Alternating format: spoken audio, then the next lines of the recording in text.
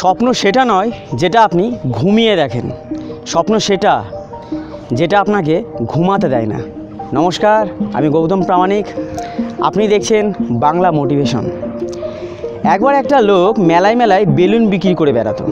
মজার ব্যাপার হলো, যখন তার বেলুন বিক্রি কমে যেত, সে ইচ্ছা করে একটা বেলুন আকাশে উড়িয়ে দিত, আর সেই বেলুনটা দেখে বাচ্চারা ভিড় ঠেলে তার কাছে ছুটে আসতো বেলুন কিনতে।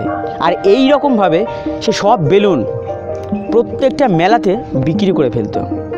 তো এই রকমভাবে যখন সে একটা মেলায় বেলুন বিক্রি করছিল, একটা ছোট বাচ্চা ছেলে তার কাছে এসে জিজ্ঞেস করে যে আমার একটা প্রশ্ন আছে, আমি দেখলাম যে একটা লাল রঙের বেলুন আকাশে উড়ে যাচ্ছে, আর তাই আপনার কাছে একটা বেলুন কিনতে আসলাম। আর আমার প্রশ্নটা হলো, আমি একটা কালো রঙের বেলুন কিনতে চাই, আর লাল রঙের বেলুনের মতো কি এই কালো রঙের বেলুনও কি আকাশে উড়তে পারবে? তখন ওই লোকটা একগাল হেসে ওই বাচ্চাটাকে বুঝিয়ে বলল যে বেলুনটা তার রঙের জন্য বা আকারের জন্য আকাশে উড়ছে না, বেলুনটার ভেতরে হিলিয়াম গ্যাস ভরা আছে, আর তাই বেলুনটা আকাশে উড়ছে। বেলুনের রং লাল হোক বা নীল, সাদা হোক বা কালো, বেলুনের মধ্যে যদি হিলিয়াম গ্যাস ভরা থাকে, বেলুন কিন্তু আকাশে উড়বেই।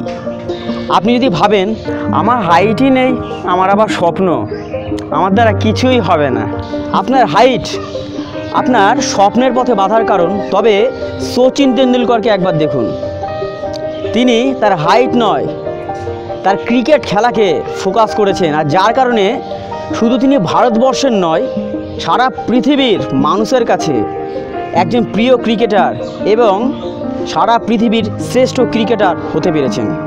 আপনি যদি ভাবেন আমি দেখতে খারাপ, খারাপ মানুষকে কেউ পছন্দ করে না, আমার আবার স্বপ্ন, আমার দ্বারা কিছুই হবে না, যে আপনার লুকস বা আপনি দেখতে খারাপের কারণে আপনার স্বপ্নের পথে বাধার কারণ হয়ে দাঁড়াচ্ছে, তবে একবার নওয়াজুদ্দিন সিদ্দিকীকে দেখুন, যিনি দেখতে খারাপ হওয়া সত্ত্বেও অ্যাক্টিং স্কিলটাকে তিনি প্যাশনের সাথে ফোকাস করেছেন, আর তাই তিনি এই ভারতবর্ষের নয়, হলিউড থেকেও ফিল্মের অফার পাচ্ছেন।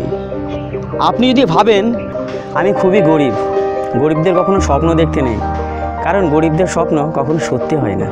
যে আপনার দারিদ্রতা আপনার স্বপ্নের পথে বাধার কারণ হয়ে দাঁড়াচ্ছে, তবে এপিজে আব্দুল কালামকে দেখুন, যিনি দারিদ্রতার সাথে প্রচুর সংঘর্ষ করে ভারতবর্ষের একজন রাষ্ট্রপতি পর্যন্ত হয়েছিলেন, যাকে ভারতবর্ষের মিসাইল ম্যান নামেও আখ্যা দেওয়া হয়েছে। তাই আজ থেকে আপনার জীবন থেকে এই অজুহাতগুলো আপনি একদম সরিয়ে ফেলুন, বাদ দিয়ে ফেলুন।